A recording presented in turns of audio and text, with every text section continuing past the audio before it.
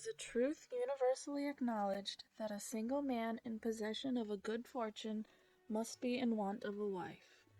However little known the feelings or views of such a man may be on his first entering a neighborhood, this truth is so well fixed in the minds of the surrounding families that he is considered the rightful property of someone or other of their daughters.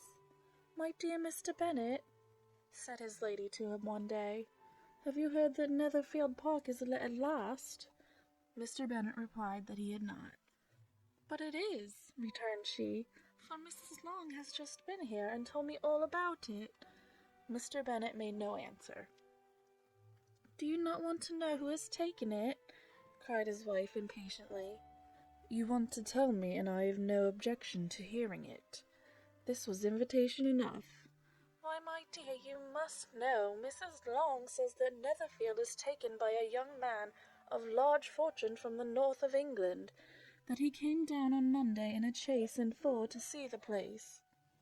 Delighted with it, that he agreed with Mr. Morris immediately that he is to take possession before Michaelmas, and some of his servants are to be in the house by the end of next week." "What is his name?" "Bingley." "Is he married or single?" "Oh, single, my dear, to be sure. A man of large fortune, 4,000 or 5,000 a year. What a fine thing for our girls!" "How so? How can it affect them?" "My dear Mr. Bennet," replied his wife, "how can you be so tiresome? You must know that I am thinking of his marrying one of them." "Is that his design in settling here?" "Design? Nonsense! How can you talk so? But it is very likely that he may fall in love with one of them, and therefore you must visit him as soon as he comes." "I see no occasion for that. You and the girls may go, or you may send them by themselves, which perhaps will be still better, for, as you are as handsome as any of them, Mr. Bingley may like you the best of the party."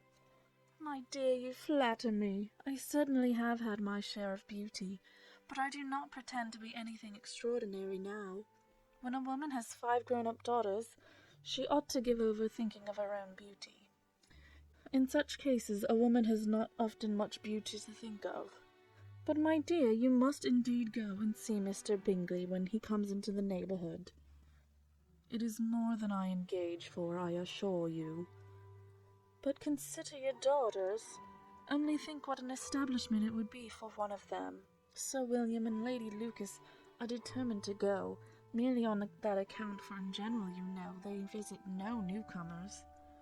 Indeed, you must go, for it will be impossible for us to visit him if you do not." "You are over-scrupulous, surely." "I dare say Mr. Bingley will be very glad to see you, and I will send a few lines by you to assure him of my hearty consent to his marrying whichever he chooses of the girls, though I must throw in a good word for my little Lizzie." "I desire you will do no such thing. Lizzie is not a bit better than the others, and I am sure she is not half so handsome as Jane, nor half so good-humoured as Lydia, but you are always giving her the preference." "They have none of them much to recommend them," replied he. "They are all silly and ignorant like other girls, but Lizzie has something more of quickness than her sisters." "Mr. Bennet, how can you abuse your own children in such a way? You take delight in vexing me. You have no compassion for my poor nerves." "You mistake me, my dear. I have a high respect for your nerves. They are my old friends. I have heard you mention them with consideration these last 20 years at least." "You do not know what I suffer. But I hope you will get over it and live to see many young men of 4,000 a year come into the neighbourhood.